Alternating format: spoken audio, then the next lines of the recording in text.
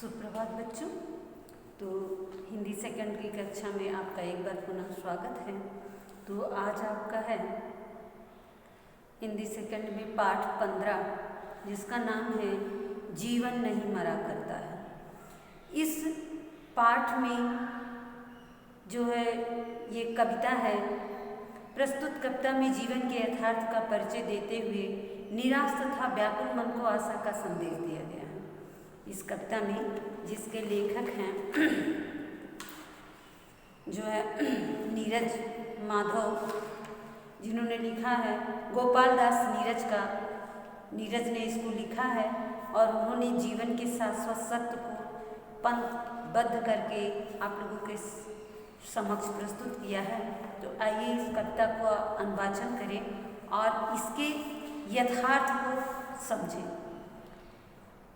छिप छिप अश्रु बहाने वालों, मोती व्यर्थ लुटाने वालों, कुछ सपनों के मर जाने से जीवन नहीं मरा करता है। इस पंक्ति में कवि क्या बता रहा है कि छिप छिप अश्रु बहाने वालों, यानी जो अपने मन में एक विचार, जो अपने जीवन में एक किसी कार्य को करने के लिए एक ताना बाना बुन लेते हैं और जो है उस कार्य को करने के लिए इधर उधर परेशान रहते हैं, अपने मन की गति को बताते भी नहीं हैं और जो अपने जीवन में कभी असफल हो जाते हैं तो उस भाव को भी प्रकट नहीं होने देते हैं। छिप छिप अश्रु बहाने वालों, यानी इधर उधर जो है अपने मन को बहलाते रहते हैं और व्यक्त नहीं कर पाते हैं और अपने मन में एक भ्रम सा पाल लेते हैं कि मैं अब सफल नहीं हो पाऊंगा। यानी जो अपने जीवन से उदास हो चुके हैं, जो अपने जीवन में ये मान चुके हैं कि अब मैं हार गया तो अब मैं जीतूंगा नहीं कभी, मतलब उदासीन हो जाते हैं। कुछ सपनों के मर जाने से जीवन नहीं मरा करता। कवि कह रहा है कि कुछ असफलताओं के होने से यह नहीं मान लेना चाहिए कि अब हम कभी सफल नहीं होंगे। इसी पर एक पंक्ति और है बच्चों कि गिरते हैं सवार मैदानी जंग में, वो क्या गिरेंगे जो घुटनों के बल चलते हैं, है ना। हारता और जीतना तो समय के ऊपर डिपेंड करता है कि वहाँ की स्थिति परिस्थिति के ऊपर कि हार जीत होगी कि नहीं होगी, लेकिन लोग जो है अपने पूर्ण उत्साह के साथ तैयारी करते हैं, है ना, जाने के लिए वहाँ किसी भी चीज़ में भाग लेने के लिए, किसी कार्य को करने के लिए उसका ताना बाना बना लेते हैं। और यदि किसी कारणवश उसमें असफल हो जाएं तो कवि कह रहा है कि हमें हार नहीं माननी चाहिए। इसका यही मतलब है कि हम जो है कभी उससे भागे ना, उससे पीछे। छिप छिप अश्रु का मतलब है कि पीछे हटने वालों, है ना, छिप छिप अश्रु बहाने वालों। मोती का मतलब समय व्यर्थ, है ना। अश्रु का मतलब है छिप छिप अश्रु बहाने वालों, यानी पीछे हटने वालों और अपने समय को बर्बाद करने वालों। कुछ कारण बस यदि आप असफल हो गए हैं तो ये मत समझ लीजिए कि हम कभी जीवन में सफल नहीं हो पाएंगे। सपना क्या है नैन सेज, सपना क्या है नैन सेज पर सोया हुआ आँख का पानी, और टूटना है उसका जो जागे कच्ची नींद जवानी। कवि कह रहा है कि ये सपना जो है ये तो आँख रूपी सैया पर सोया हुआ आँख का पानी है। ये जब कभी उसका टूटना वैसे ही होता है जैसे हम अचानक नींद से जग जाते हैं। जैसे हम कोई विचार बना रहे हैं, जो है कोई विचार बना रहे हैं और वह विचार जब टूट जाता है तो हम उससे बाहर आ जाते हैं। तो उसी तरह से है कि यदि हम किसी कार्य में असफल हो गए हैं तो हम उसी में लीन ना हो जाए, हम उस असफलता को लेकर दुखी ना हो, बल्कि उसे भूल करके पुनः दोबारा उसी कार्य को करने के लिए दुगने उत्साह के साथ तैयारी करें, क्योंकि यह उसी तरह से ताने बाने, उसी तरह से हार जीत उसी तरह से होती है। हमें अपने मन के न अपने जीवन में जो हमने एक लक्ष्य बना लिया है उसकी प्राप्ति के लिए हार जीत का कभी जो है असफलता और सफलता का कोई वो ना देखें, है ना। अपने सिर्फ लक्ष्य की तरफ ध्यान दें। हम असफल हो गए तो भी हमें लक्ष्य प्राप्त करना है तो प्राप्त करना है, एक बार असफल हो गए तो कोई बात नहीं है। और यह जीवन का शाश्वत सत्य है कि हार और जीत, दिन और रात, मरना और जीना, ये तो सब होता ही रहता है। तो गीली उम्र बनाने वालों, डूबे बिना नहाने वालों, कुछ पानी के बह जाने से जीवन नहीं, सावन नहीं मरा करता है। यानी कम उम्र में ही जो ताने बाने बना लेते हैं, कम डूबे बिना नहाने वालों की, गीली उम्र बनाने वालों, है ना। इन्हीं जल्दी से ही यदि आप किसी लक्ष्य को प्राप्त करने के लिए अपना एक निर्णय बना लेते हैं और यह सोच लेते हैं बिना उसकी तह तक गए हुए कि हम इसको ज़रूर प्राप्त करेंगे, तो कुछ पानी के, तो यदि उसमें अगर कुछ बाधाएं आ जाती हैं तो उससे आपको हार नहीं मानना चाहिए। यदि आपने जैसे आपने हाई स्कूल की किताब पढ़ी नहीं और आपको नॉलेज, आप ये सोच रहे हैं कि मैं ये परीक्षा दूंगा, ठीक है, मैं 9th नहीं पढ़ूंगा, मैं डायरेक्ट 10th की परीक्षा दूंगा, और आपने यदि लक्ष्य बना लिया है तो आप उसमें पूरी कोशिश करिए, है ना, डूबे बिना नहाने वालों। यदि आपने उसमें जानकारी नहीं ली है, नहीं पढ़ा है और 10th में डायरेक्ट जा रहे हैं, तो कुछ पानी के नहीं, कुछ असफलताओं के आने से, कुछ कठिनाइयों के आने से आप पीछे ना हटें। आप जरूर उसको लेकर उस लक्ष्य को प्राप्त करने के लिए अगर मेहनत करेंगे तो वह लक्ष्य आपको प्राप्त जरूर होंगे। यदि आप किताबें ले करके बिना 9th पढ़े हुए 10th की किताब मेहनत से अगर पढ़ रहे हैं तो आपको जरूर सफलता मिलेगी। तो इसी तरह से यदि किसी कार्य को ना जानते हुए भी यदि आप उसको करना चाहते हैं तो थोड़ी सी भी, अगर आप थोड़ी सी ही मेहनत करेंगे तो वह जानकारी आपको हो जाएगी और आप लगन के साथ यदि कार्य करेंगे तो उसमें सफलता आपको अवश्य मिलेगी। तो कुछ असफलताओं से आपको निराश नहीं होना चाहिए। माला बिखर गई तो क्या है, खुद ही हल हो गई समस्या, आंसू कर नीलाम हुए तो समझो पूरी हुई तपस्या। माला बिखर गई, यानी ये जो है मोह माया के बंधन से, यहाँ ये शाश्वत सत्य कभी बता रहा है कि जो मोह माया का बंधन है इस संसार में, इस जगत में जो हम फंसे हुए अपने परिवार से, मोह माया का जो बंधन है उससे यदि हम बाहर निकल जाते हैं तो ये समझिए कि हमारी बहुत बड़ी समस्या हल हो गई।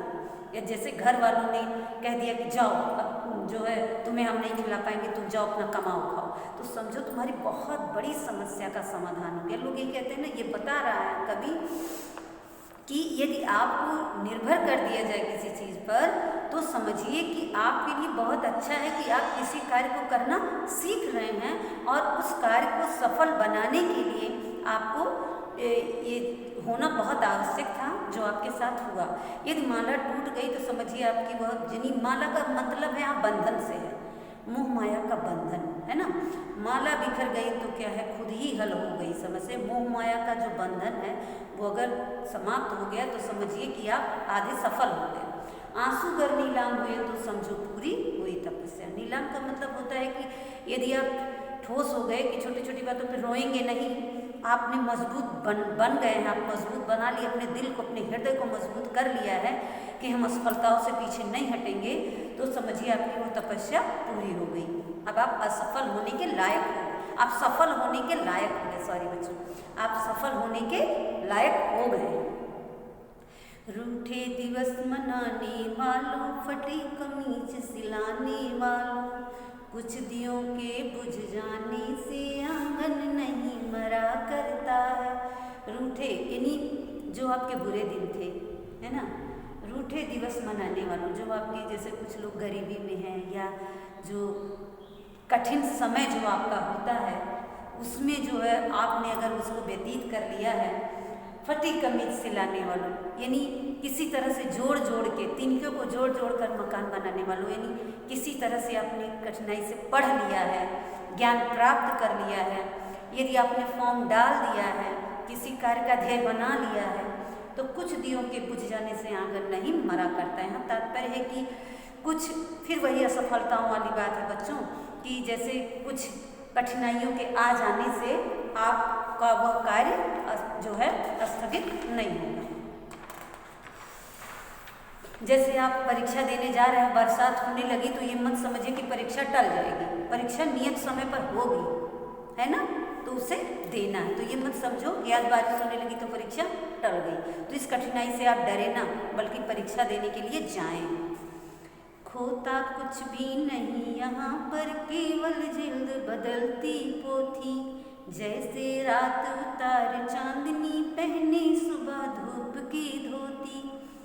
यहाँ कुछ समाप्त नहीं होता, ये जो है आत्मा नश्वर है ना। सिर्फ शरीर समाप्त होती है, आत्मा अजर अमर होती है। यहाँ कभी बता रहा है, एक शाश्वत सत्य ये भी है बच्चों कि खोता कुछ भी नहीं। यहाँ पर कभी कह रहा है कि यहाँ कुछ खत्म नहीं होता है, केवल जिल्द बदलती पोथी। यह शरीर जो है एक जो है जैसे एक शरीर को छोड़कर दूसरे शरीर को धारण कर लेती है, उसी तरह से हमारे विचार होते हैं।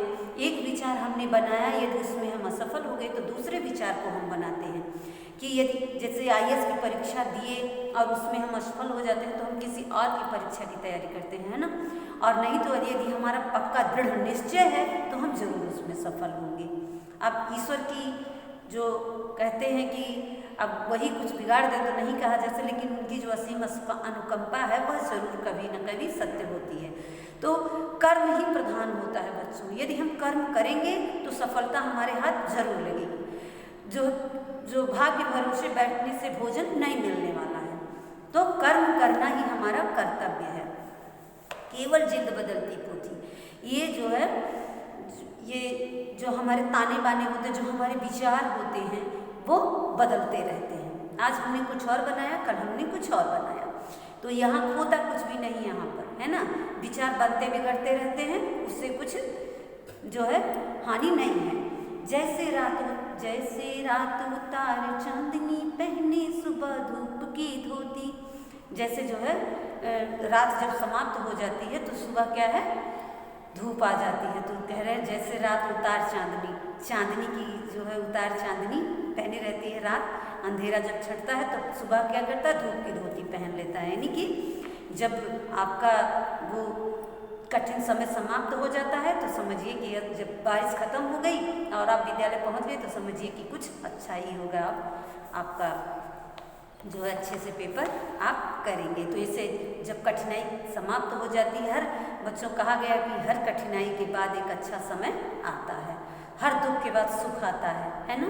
तो इसी तरह से जन्म मृत्यु ये एक शाश्वत सत्य है, दुख सुख शाश्वत सत्य है, दिन रात, है ना। तो इसी शाश्वत सत्य को कभी बता रहा है कि एक असफलता के कारण ये सारे उदाहरण हैं बच्चों।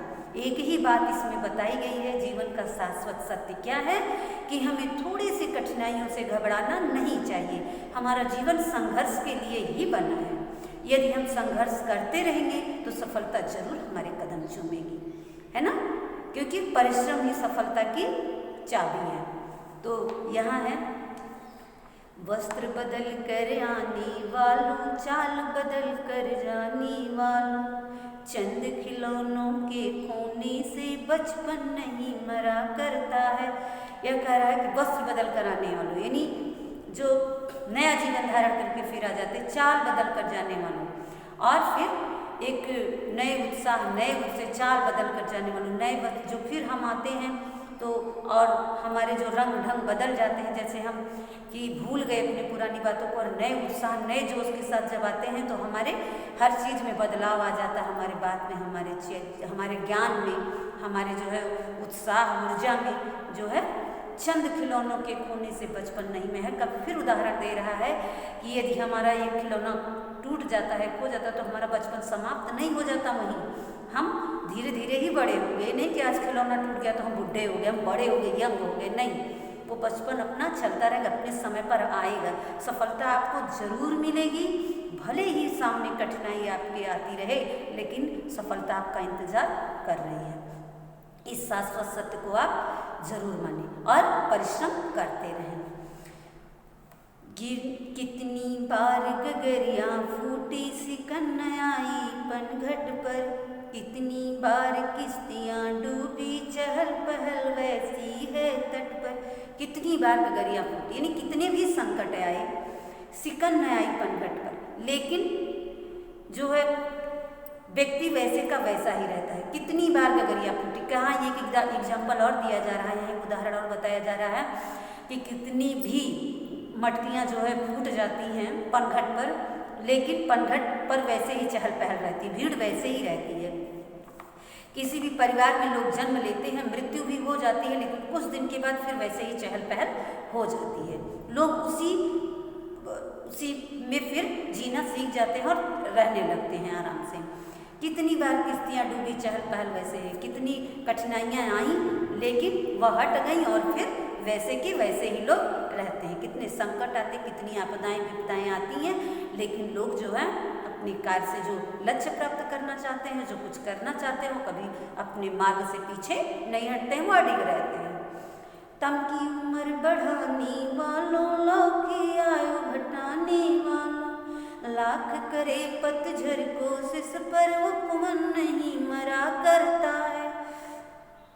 तम मतलब अंधकार की उम्र बढ़ाने वालों, लौ की आयु घटाने वालों, यानी प्रकाश जो है अत्यधिक विचार करने, अत्यधिक सोचने वालों, जो है उसी में डूबे रहने वाले, जो दुख में रहने वालों, हमेशा जो है दीनता में रहने वालों, लौ की आयु घटाने वाले, यानी अपने अंधकार से निकलकर बाहर ना आने वालों।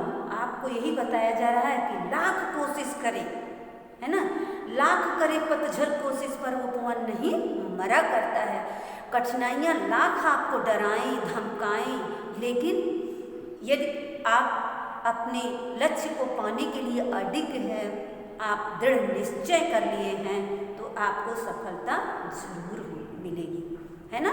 तो आप अंधकार में, यानी आप दुख में ही ना जीना सीखें, बल्कि उस दुख को भूल करके एक नए सिरे से, एक नए उत्साह के साथ, नए जोश के साथ अपने हर कार्य को करना सीखें। इस कविता से यही प्रेरणा दीजिए, कभी यही प्रेरित कर रहा है, शाश्वत सत्य को बता रहा है कि जीवन में शाश्वत सत्य है क्या, कि हमें असफलताओं से और कठिनाइयों से कभी नहीं डरना चाहिए।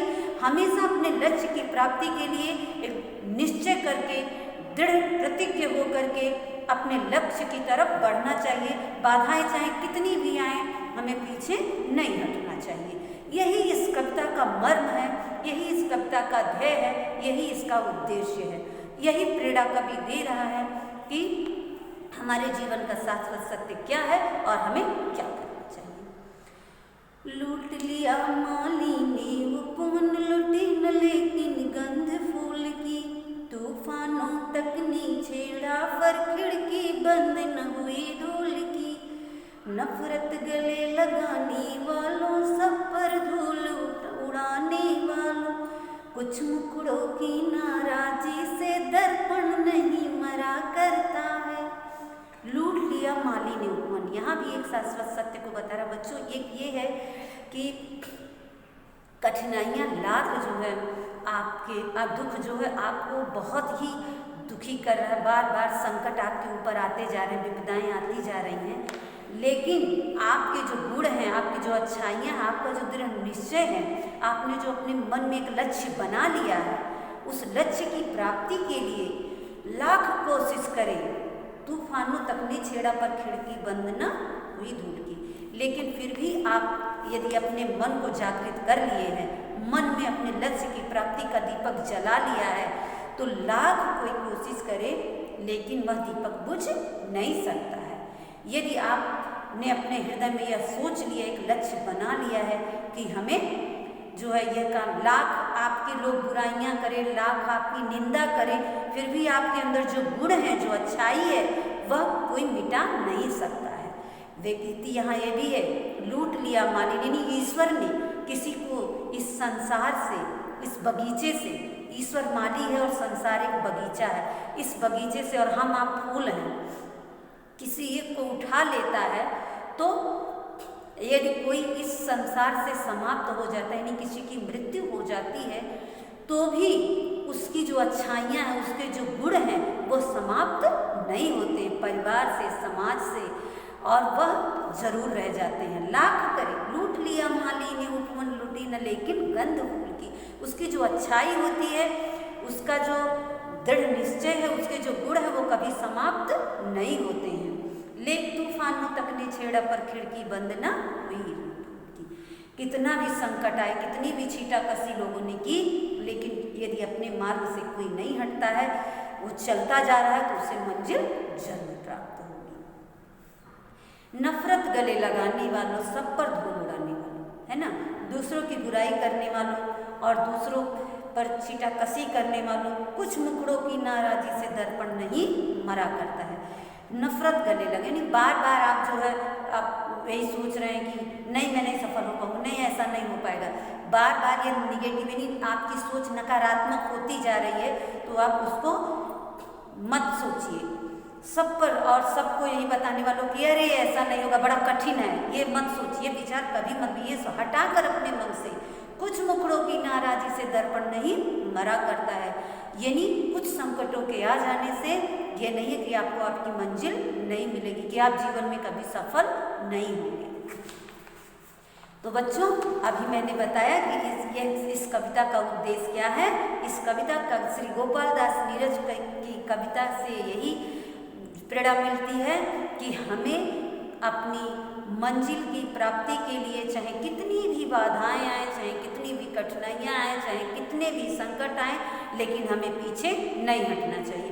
यदि एक बार हम किसी चीज़ में असफल हो जाते हैं, तो हमें उस असफलता से ही एक सफलता की प्रेरणा लेनी चाहिए और पुनः दुगने उत्साह से उस कार्य को करने के लिए एक नए सिरे से जो है प्रयास करना चाहिए और अपनी मंजिल को प्राप्त करना चाहिए। तो बच्चों, उम्मीद है कि आपने इस कविता से बहुत कुछ सीखा होगा और पुनः एक बार इसको याद करेंगे, जैसे मैंने आपको सुनाया है उसी तरह से अच्छे से याद करेंगे और इसका जो है शब्दार्थ अपनी कॉपी में लिख करके याद करेंगे। बाकी का अभ्यास कार्य मैं अगले पीरियड में आपको करवाऊंगी। तो आज के लिए बस इतना ही। Thank you.